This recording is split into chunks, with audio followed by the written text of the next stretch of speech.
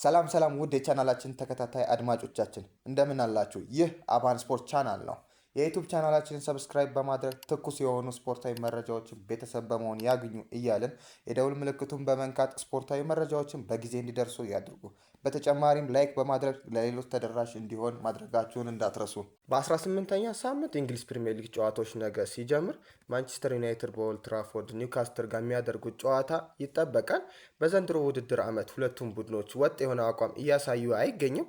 ወጣ ገባ ያለው አቋም ነው እያሳዩ የሚገኙት። በማንቸስተር ዩናይትድ በኩል ደግሞ በአፍኮን ኢንተርናሽናል ዲቲ 3 ተጫዋቾችን እና በጉዳት ያጣው ብሩኖ ፈርናንዴዝን ግልጋሎትን አያገኝም። በነገ ጨዋታ ላይ ማንቸስተር ዩናይትድ የሚቸገር ይመስለኛል። እንዲሁም በስኳድ ያለው ክፍተት ምንድን ነው? አብርሽ፣ በማንቸስተር ዩናይትድ በኩል ያለው ትልቁ ክፍተት ምንድን ነው? እሺ አኒስ፣ በማንቸስተር በኩል ብዙ ክፍተቶችን እየተመለከትን እንገኛለን። በተለይ በመሃል ሜዳ ክፍሉ ላይ የአንድ ቡድን ዋና መሰረት ነው የሚባለውን ቦታ አጥቷል። በነ ካዝሚሮ እና ኡጋርቴ እየተጫወተ ያለ ቡድን ነው ማንቸስተር ዩናይትድ። በተለይ በ3-4-3 ፎርሜሽን የምትጫወት ከሆነ ትልቁ ባላንስን የምታገኘው በመሃል ሜዳ ክፍሉ ላይ ነው። ተመልክተናል ብዙ ቲሞችን በፕሪሚየር ሊጉም ማለት ነው እንደነ ፓላስ ያሉ ቲሞችን ተመልክተናል። የካቻምናውን ቼልሲ ተመልክተናል። የዛሬ 2 ዓመት 3 ዓመት አካባቢ የነበረውን ቼልሲ ማለት ነው በ3-4-3 ፎርሜሽን ሲጫወት ማለት ነው። እና እነኚህ ቲሞች ሲጫወቱበት የነበረው በደብል ፒቮት በሚጫወቱበት ሰዓት በጣም ወሳኝ የሆኑ ሚድፊልደሮች ነበሩ፣ ዲፌንሲቭ ሚድፊልደሮች ማለት ነው። አሁን ላይ ፓላስን መውሰድ እንችላለን እንደ ምሳሌነት ማለት ነው። ቼልሲን የምናነሳ ከሆነ የዛሬ 3 ዓመት አካባቢ በኑጎሎ ካንቴ እና በጆርጂኒዮ እነ ኮቫቺች የነበሩበትን ሚድፊልድ ጥምረት እንመለከታለን። እነሱ ምን ያህል ኒኮሎ ካንቴ ምን ያህል ምርጥ ተጫዋች እንደሆነ በፕሪሚየር ሊጉ ትልቁ ሚድፊልድ ተብሎ እስኪጠራ ድረስ ያሳየንን ፐርፎርማንስ ተመልክተናል፣ በቼልሲ ቤት ማለት ነው። በሌስተርም ቤት እያለ 2015-16 የውድድር ዓመት ፕሪሚየር ሊግ ታይትሉን ሲያሳኩ ተመልክተናል ከነ ማሬዝ ጋር ማለት ነው። እና ኒኮሎ ካንቴ በጣም ምርጥ ሚድፊልድ እንደሆነ ተመልክተናል። እንደሱ አይነት ሚድፊልድ ማንቸስተር ቤት ውስጥ እየተመለከተን አይደለም፣ የለም። በፓላስም ቤት ስንመለከት እንደ አዳም ዋርተን፣ ካማራ እና እንደ ሳር ያሉ ምርጥ መሀል ሜዳ ሞተር ተጫዋቾችን እንመለከታለን። ቤንች ላይ የሚገኙ እነ ሁይጅን ራሱ ብንመለከት እነሱም ከማንቸስተር የተሻለ ሚድፊልድ እንዳላቸው እንመለከታለን። ምንም ጥርጥር የለው ማንቸስተር ቤት ያለ ቦታው እየተጫወተ ያለውን ብሩኖን ነው። እሱንም አሁን በነገ ጨዋታ አገልጋሎትን የማያገኘው ማለት ነው ብሩኖ ፈርናንዴዝን። እና መሀል ሜዳ ክፍሉን በደንብ ባላንስ ማታደርጉ ከሆነ የትኛውም ቲም ሚድፊልዱን ባላንስ የሚያጣ ከሆነ በጣም እንደሚፍረከረክ ተመልክተናል። መሀል ሜዳው ትልቁ የአንድ ቲም ምሰሶ እንደሆነ ብዙ ጊዜ አይተናል፣ ተመልክተናል። እንደ ሮድሪ አምና ሲጎዳ ባላንዶር ከወሰደ በኋላ ሲጎዳ ሲቲ እንዴት እንደተፍረከረከ ተመልክተናል።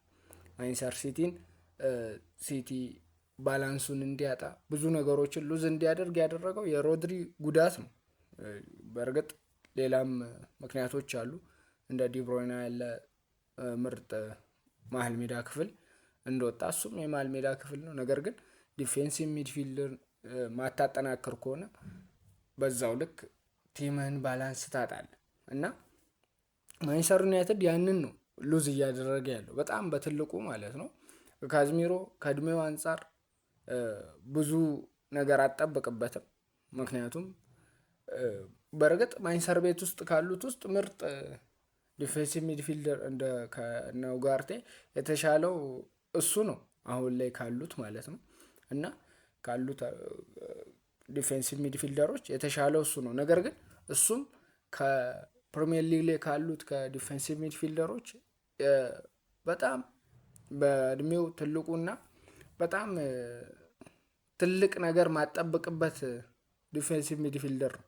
እና እሱ በሱ እየተጫወትክ ፕሪሚየር ሊግ ታይትሉን ሻምፒየንስ ሊግ ለመግባት ራሱ ማይታሰብ ነው። በጣም ከባድ ላይ ነው ማንቸስተር ዩናይትድ። በእርግጥ በዘንድሮ የውድድር ዓመት 7ኛ ላይ ነው የሚገኘው 26 ነጥቦችን ሰብስቦ። ነገር ግን ከላይ ያሉ ቲሞች ብዙም አራቁም። እንደ ቼልሲ ያለ ወደ 4ኛ ላይ የሚገኘው ቲም እንኳን ማለት ነው ብዙም ያራቀ በ3 ነጥብ ብቻ ነው፣ የአንድ ጌም ኢንተርቫል ብቻ ነው ያላቸው። ነገር ግን እንደዛም ሆኖ እነ ሊቨርፑል፣ ሰንደርላንድ ያሉ ቲሞች ያን ያህል እንትን የላቸውም፣ ከፍተት የላቸውም። ነገር ግን የነሱ ድክመት ነው እንጂ ማንችስተር አሁን ላይ ያለበት ደረጃ ላይ 7ኛ ላይ እንዲሆን ያደረገው እንጂ በጣም ከፍተት ይኖር ነበር። ቼልሲን ተመልክተናል። በምን ያህል ከአርሰናል ጋር ምርጥ ፐርፎርማንስ ይጮታል። ወጥ አቋም አይደለም ሁሉም። ሊቨርፑልም እያሳየ ያለው ሜቢ ሊቨርፑል አሁን ላይ ትንሽ ፎርሙን የያዘ ቢመስልም ቼልሲም ወጥ አቋም እያሳየ አይደለም። ኒውካስትልም ወጥ አቋም እያሳዩ አይደሉም። በተለይ ምናልባት ሶስቱ ናቸው፣ አርሰናል፣ ማንቸስተር ሲቲ እና ኒውካስትል ናቸው ምርጥ ፎርም ላይ የሚገኙት። በነጥብም በጣም ዲስታንሱን ያሰፉት እነሱ ናቸው፣ ሶስቱ ናቸው እንጂ ከ4ኛ ጋር ካለው ከቼልሲ ጋር የ7 ነጥብ ልዩነት ነው ያለው ከ3ኛ ከቪላ እና ይሄን ያህል ዲስታንስ እየሰፋ በመጣ ቁጥር ማንቸስተር ዩናይትድ ደግሞ ሚድፊልዱን አቶ ዲፌንስም በእርግጥ እነ ማጉዌር እና ዲሊት ተጎድተዋል። አሁን ባሉ በዩሮ ተመልክተናል። ባለፈው በቪላው ጨዋታ ሞርጋን ሮጀርስ ሁለቱንም ጎል ሲያስቆጥር ሁለቱም ጎል የሌኒ ዩሮ ስህተት ነው። ምንም እንትን የለም፣ ከቨር ማድረግ አልቻለም። ብዙ ነገር ይቀረዋል። ገና ልጅ ነው፣ የሚያድግ ተጫዋች ነው።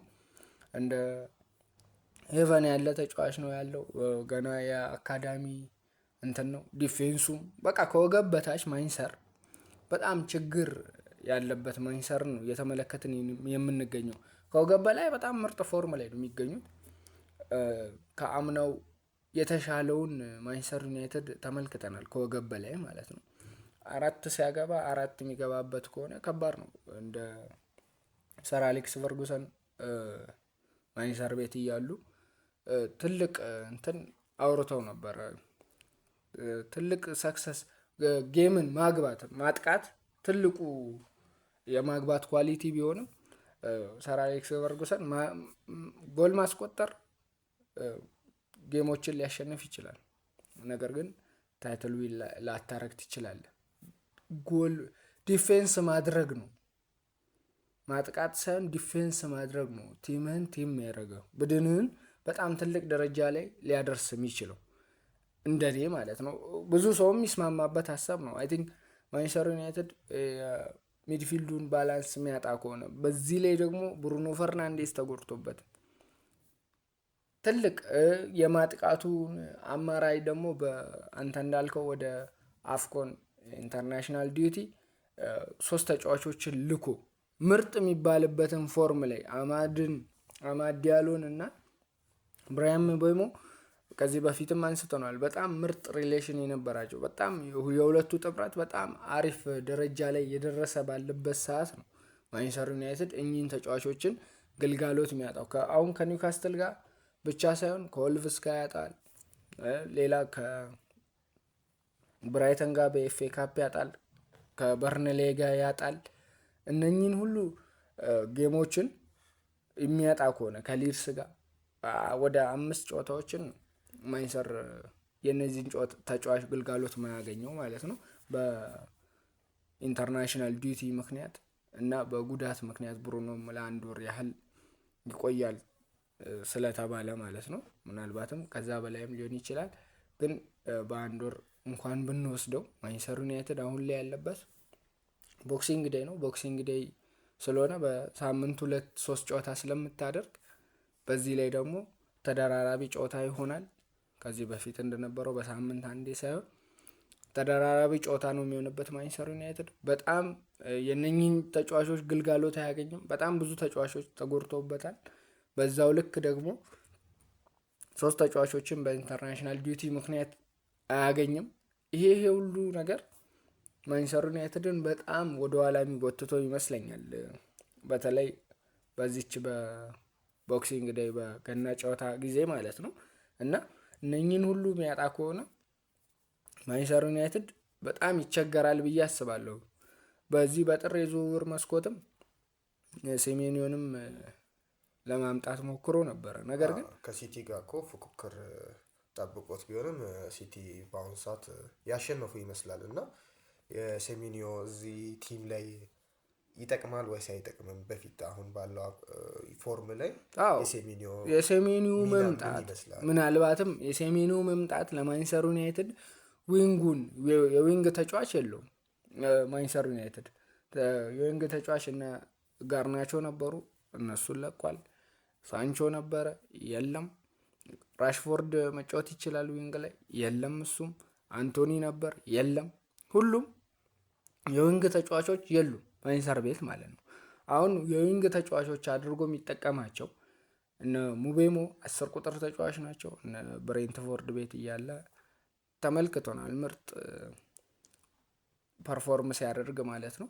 ዊንግ ላይም አሁን በጣም ምርጥ ፐርፎርማንሱን እያሳየ ይገኛል ከአማድ ዲያሎ ጋር ማለት ነው። ኩኛንም ብንመለከት የ10 ቁጥር ተጫዋች ነው። እሱም በግራ በኩል እያጫወተው ይገኛል።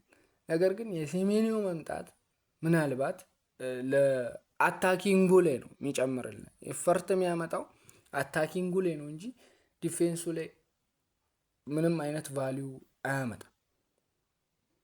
ያ ደግሞ በጣም ለማንቸስተር ማግባት ችግር የለበትም፣ አሁንም ችግር የለበትም። ቢመጣም ሞር የተሻለ አታክ ሊያደርግ ይችላል። ነገር ግን ሚድፊልድን ሳታስተካክል ዋና መሰሶ የምትለውን ሳታስተካክል አሁንም አመቱን ሙሉ በካዝሚሮ የምትቀጥል ከሆነ ወር ደግሞ በኡጋርቴ የምትቀጥል ከሆነ ምን አይነት ውጤት ትጠብቃለህ? ከእንደዚህ አይነት ሚድፊልድ ምንም አይነት ውጤት እኮ ልጠብቅ አይችልም። በእርግጥ አሁን ላይም በጣም ቢችሉ ኮንፈረንስ ሊግ እንኳን ለመግባት በጣም ነው የሚከብደው በዚህ ሚድፊልድ አይደል? አሁን 7ኛ ላይ ስላሉ ሳይሆን በጣም ነው የሚከብደው። ከወገብ በላይ እንኳን ሆኖ ለመጨረስ በማንቸስተር የዲፌንስ ስትራክቸር እና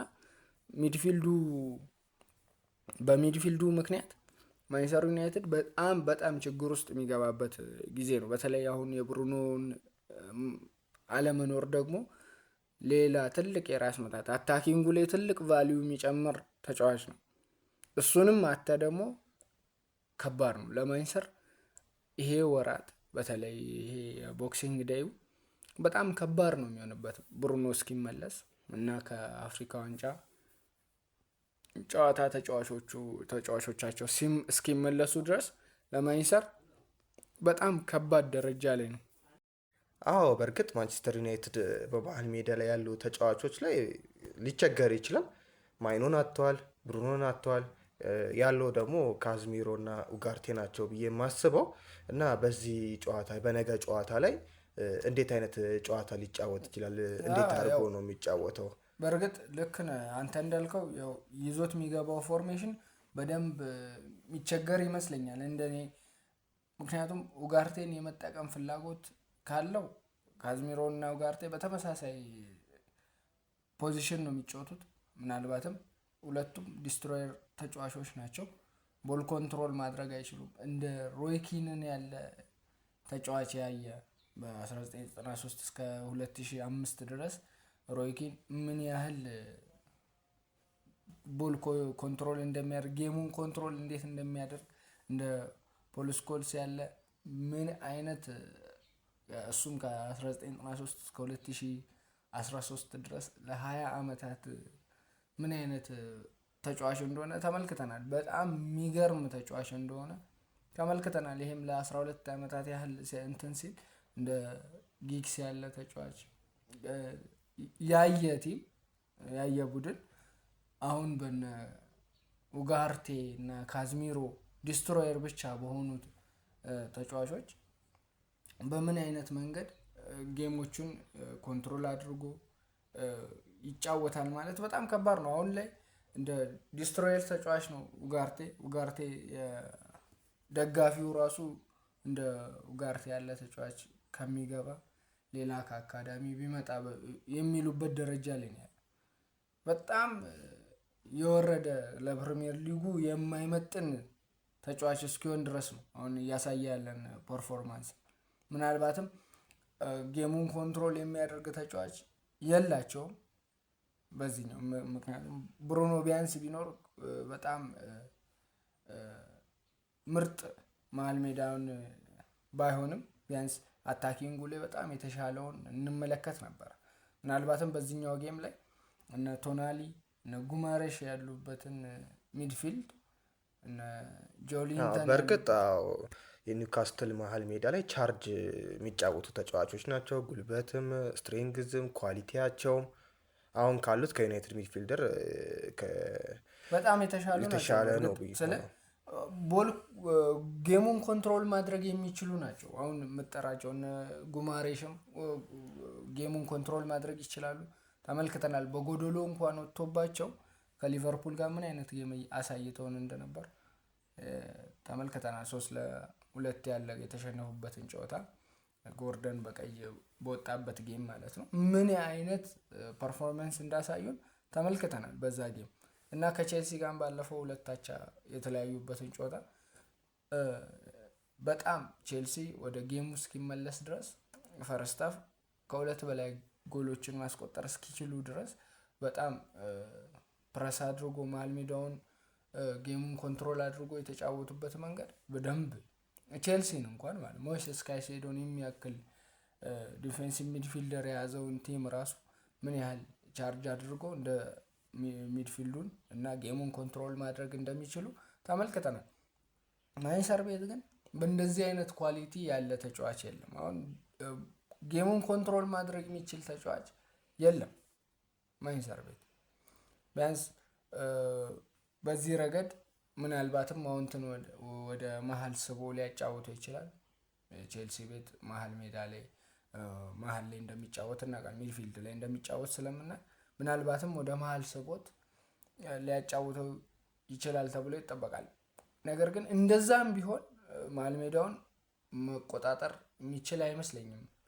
አይ ቲንክ በአታኪንጉ በኩል በደንብ ፕረስ አድርጎ ከኒውካስትል ጋር ሲጫወት እንደነበረው ማለት ነው በደንብ ፕረስ አድርጎ እዛው አፍኖ ጎሎችን ለማስቆጠር እና እድሎችን አግኝቶ ስኮር ማድረግ። ነገር ግን ማንቸስተር ስኮር ካደረገ በኋላ ጌሞችን ኮንትሮል አድርጎ ነጥብ ይዞ መውጣት ላይ ነው ትልቁ ችግር። ብዙ ጊዜ አንስተናል። እየመራ አንድ ቲም እየመራ ጌሙን ኮንትሮል አድርገ ማሸነፍ መቻል አለበት። ትልቅ ኳሊቲ እሱ ነው። አሁን ማንቸስተር ሲቲ እያሻሻለ የመጣው ነገር በእርግጥ እስከ 60 ደቂቃ ይጫወት ነበረ። ከዛ ወዲህ ማንቸስተር ሲቲ መሻሻሎችን ታይቷል። በኋላ አይ ቲንክ በደንብ ጓርዲዮላ በደንብ ያሻሻለው ነገር እሱ ነው። አሁን ላይ ክሊንሺትም እያስመዘገበ ነው። ጌሞችን እንዴት ኮንትሮል ማድረግ እንዳለበት ያውቃል። በጊዜ ያገባል። ኮንትሮል አድርጎ ጌሙን ኮንትሮል የሚያደርጉ ተጫዋቾች አሉት። በእነሱ አማካኝነት በደንብ ጌሙን ኮንትሮል አድርጎ ይጨርሳል። አርሰናልም አንዷን ጎል እንዴት አድርጎ ኮንትሮል አድርጎ ጌሙን እንዴት ይዞ እንደሚወጣ ነጥብ ይዞ እንዴት እንደሚወጣ ተመልክተናል ብዙ ጊዜ ማለት ነው። እና እንደዚህ አይነት ጌም ኮንትሮል ማድረግ የሚችሉ ሚድፊልደሮችን ስታጣ በደንብ ጎል ስኮር ኤኒታይም ጎል ስኮር ሊደረግብ ይችላል የመራ እንኳን ማለት ነው። ስለዚህ ማንቸስተር ዩናይትድ ይሄ ጌም በደንብ የሚከብደው አይነት ጌም ነው በደንብ። ምክንያቱም ኒውካስትል ውጤት ማጣት ውስጥ ነው። ውጤት ማግኘት ይፈልጋል። ማንቸስተር ደግሞ በዛው ልክ ያው የወደቀ ዛፍ መሳሪ በዟል ነው እንደሚባለው ማለት ነው። ማንቸስተር ዩናይትድ በወረደ ሰዓት የብሩኖ መጎዳት የአፍኮን የአፍሪካን ካፕ ኦፍ ኔሽን እሱ መምጣት ምን ያህል ማንቸስተርን እየጎዳው እንደሆነ ተመልክተናል።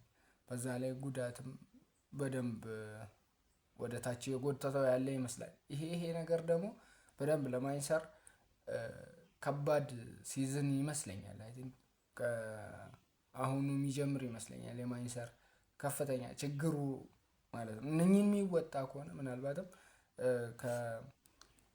ከብራይተኑ ጨዋታ በኋላ ከኤፍኤ ካፕ ጨዋታ በኋላ ራሱ ሲቲን ነው የሚያገኘው፣ አርሰናልን ነው የሚያገኘው በተከታታይ ማለት ነው። እንደዚህ አይነት ጌሞችን ደግሞ ለዋንጫ ሁለቱም ለዋንጫ የሚጫወቱ ቲሞች ናቸው። ይሄ ደግሞ በጣም ከባድ ነው ለማንቸስተር እና ሲዝኑ ምን ያህል እየጠጠረ እየመጣ እንደሆነ በተከታታይ እንደዚህ አይነት ሉዝ የምታረግ ከሆነ ደግሞ ወደ ጌም ለመመለስ ደግሞ ትልቅ ሜንታሊቲ ይጠይቃል እና ያንንም ሜንታሊቲ በጣም ከባድ ነው። ይሄ ደግሞ ተደምሮ ለማንቸስተር በጣም በተለይ የዛሬው የነገው ጌም በጣም ትልቅ ታርኒንግ ፖይንት ይሆናል ብዬ አስባለሁ። ምክንያቱም በኒውካስትል ተሸንፎ ነው የመጣው። የተሻለ ጌም ማኔጅ ለማድረግ በእርግጥ የተለያዩ ቲሞች ነጥባቸው ዝቅ ማለት እነዚህ ከአድቫንቴጅ ሊሆኑ ይችላሉ። ነገር ግን ማንቸስተር ዩናይትድ በጣም ትልቅ ችግር ውስጥ ያለ ቡድን ነው።